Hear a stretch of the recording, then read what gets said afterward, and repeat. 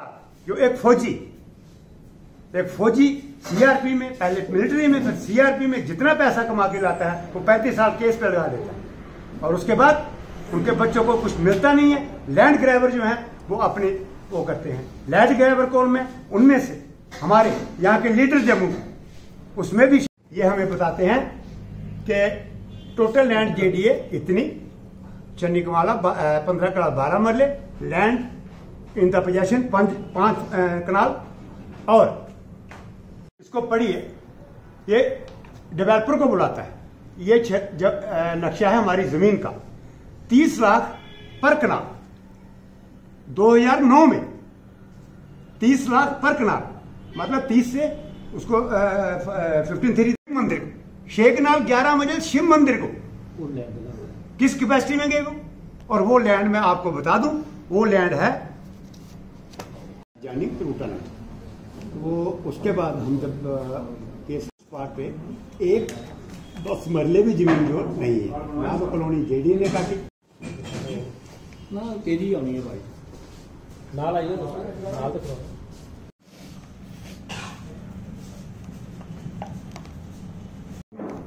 तो खड़े बड़े और जेडीए 2009 में एक वो निकालता है, ऐड देता है, ले ही ना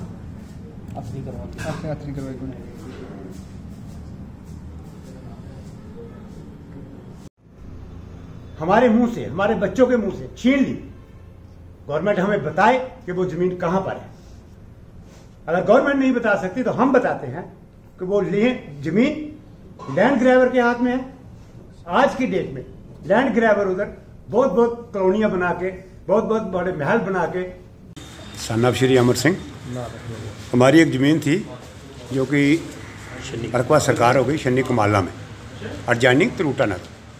तो वो उसके बाद हम जब केस हार जाते हैं डीबी में 15-16 में, उसके बाद 15 कनाल जेडीए को दे देती है गवर्नमेंट, और उसके बाद बाकी ज़मीन रेवेन्यू के पास रह जाती है। आज उस स्पॉट पे एक 10 मरले भी ज़मीन जो नहीं है, ना तो कॉलोनी जेडीए ने काटी, ना कॉलोनी गवर्नमेंट ने काटी।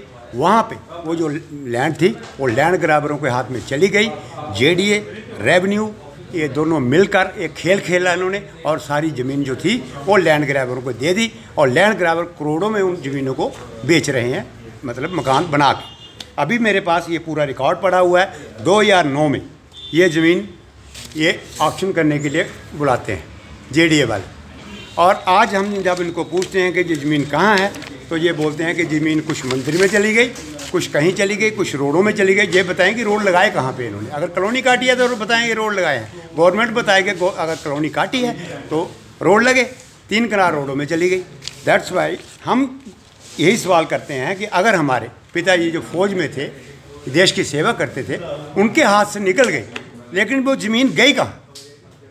ज़मीन किसके पास है, किसने बेची, कैसे बेची? I have the record. जो भी रिकॉर्ड आपको चाहिए, ये रजिस्ट्रीज हैं जिनके नाम पर हैं। जो म्यूनसिपैलिटी है जो इसमें इन्वॉल्व भी नहीं थी, वो परमिशनें बांट रही है।